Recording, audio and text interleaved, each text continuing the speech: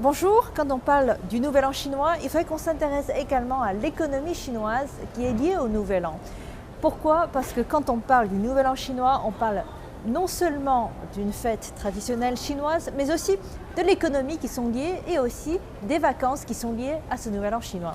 Cette année, pour l'année 2023, les Chinois vont pouvoir profiter d'une période de vacances pendant 7 jours, à partir du 21 janvier jusqu'au 27 janvier. Ça veut dire en fait à partir de la veille du Nouvel An chinois jusqu'au 6e jour du Nouvel An chinois lunaire.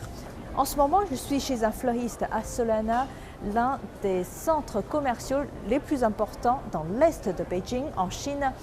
Et en effet, vous pouvez voir qu'autour de moi, il y a de différentes fleurs, des fleurs de différentes couleurs, des fleurs rouges, des fleurs aussi de couleur blanche et aussi des couleurs roses. Et en effet, ce sont surtout et principalement des orchidées papillons.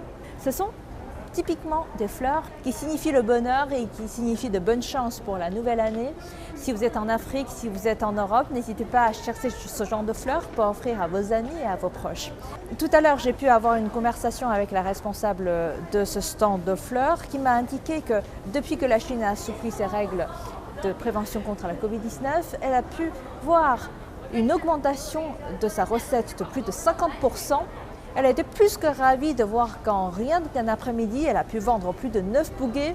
Et pour chaque bouquet, ça a coûté à peu près 30 € à 40 € pour elle. Bon, ce sont quand même des bouquets de luxe pour les Chinois, mais elle a été très contente de voir que sa recette augmentait depuis un mois.